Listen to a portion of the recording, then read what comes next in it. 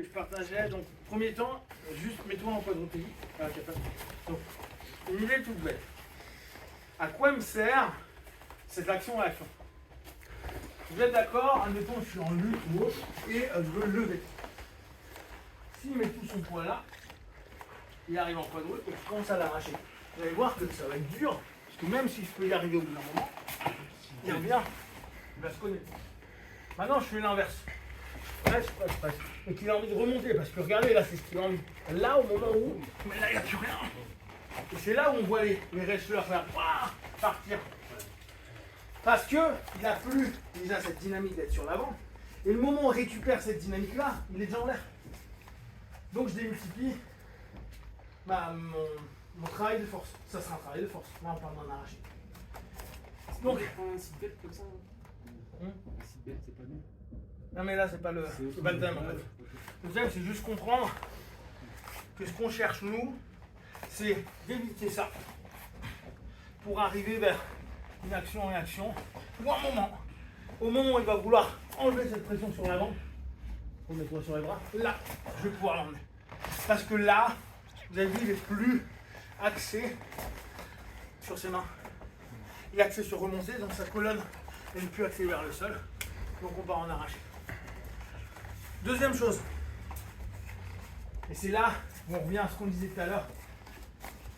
Une fois que vous avez un pattern, un schéma, un modèle qui se répète, il faut que vous l'anticipiez. Donc, on prend le même que tout à l'heure. Matin calme, il bossait, extérieur, grip là.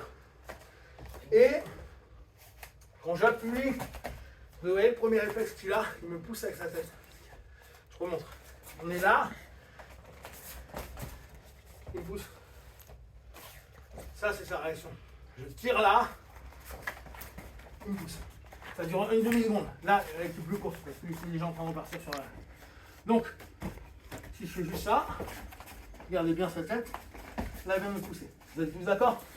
Maintenant, je le sais. Ok? Je pourrais très bien faire. Il pousse et je descends. Un peu long. Et il a encore tout le poids sur moi. Ok? Donc, mon idée, c'est maintenant que je connais son pattern d'action-réaction. Et c'est ça que vous devez étudier en fait avec vos partenaires. Les patterns qui sont tous à peu près pour tout le monde les mêmes. Je recule ma tête, je recule mes bras, je recule ma hanche. C'est les trois manières qui vont bosser de base. Où j'avance, vous n'allez pas avoir 10 000 solutions.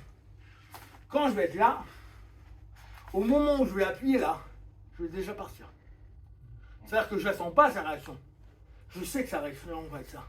Je fais un, j'appuie, et il tire. Lui est en train encore de bouger sa tête. Donc de faire son transfert de poids. Et c'est là où on va avoir la réponse à notre Kozushi. C'est ce moment-là où ça devient un démultipliant pour nous. Donc, il faut que vous trouviez le pattern, d'où l'intérêt du hooké. Le hooké fasse une vraie réaction, puis après il le calme de plus en plus pour vous montrer ce que ça fait. Une fois que vous commencez à la comprendre, vous le répétez. Et une fois que vous le répétez, que vous avez répété votre attaque, vous l'anticipez. Je fais réagir, je viens de poser mes mains, je fais réagir, et je fais réagir. J'attends pas la fin de la réaction. Je fais réagir, je fais confiance à la réaction. Et j'y vais. Et là, ça devient rigolo. Et ça devient très chaud. Pour nous. Parce que quand on n'a pas le temps, on n'a pas le temps.